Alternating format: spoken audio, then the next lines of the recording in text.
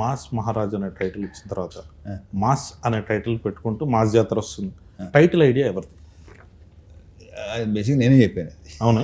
నేను అదే ఎక్స్పెక్ట్ చేశాను. ఎందుకో అంటే అప్పుడు మరీ పండగ అనుకున్నాం, అవునండి, బాగుంటుంది అనుకున్నాం. కొన్ని కారణాల వల్ల అది తెలిసిందే. అది సంక్రాంతి అంటే గుర్తొచ్చింది. మాస్ సినిమాలన్నీ సంక్రాంతికి వచ్చినాయి అనుకోండి, cinema block buster super cake అది ఇదిరా కావాల్సింది మాకు తెలుగు సినిమాకి అని చెప్పి హడావిడి చేస్తాం. దసరా వరకు ఓకే, మిగతా ఏ టైంలో వచ్చినా కానీ ఇదో సినిమానా, కొత్తదనం లేదు.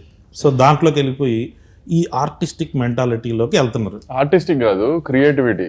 ఇప్పుడు ఎవరికి అయినా ఇప్పుడు చేతిలో ఫోన్ ఉండి ట్విట్టర్ హ్యాండిల్ ఉన్నా, ఇన్స్టాగ్రామ్ హ్యాండిల్ ఉన్నా క్రియేటివిటీ తన్నుకుంటూ వస్తుంది. అది చూపించడానికి, ప్రొజెక్ట్స్ చేయడానికి ట్వీట్గా ఫామ్ చేయొచ్చు, రీల్స్గా ఫామ్ చేయొచ్చు. ఆ క్రియేటివిటీలో ఏంటంటే ఏదన్నా ఒక క్రియేటివ్ ఐ మీన్ టెక్నికల్గా స్ట్రాంగ్ ఉన్న సినిమా రిలీజ్ అయింది అనుకో, అబ్బా ఎంత బాగా తీశారు, ఇది తీశారు, అది తీశారు అని పొగిడితే ఓహో వీళ్ళందరికీ సినిమాటిక్ నాలెడ్జ్ చాలా ఎక్కువ ఉందన్నమాట, అందుకని పొగుడుతుంది, ఐ మీన్ అందుకని ఇంత బాగా చెప్తున్నారు అనుకుంటారు. అదే ఒక కమర్షియల్ మాస్ సినిమా వచ్చినారు, జనానికి అది కావాలి. కానీ ఏంటంటే ఏముంది కొత్తగా, ఏముంది అంటే అదొక ఫ్యాషన్.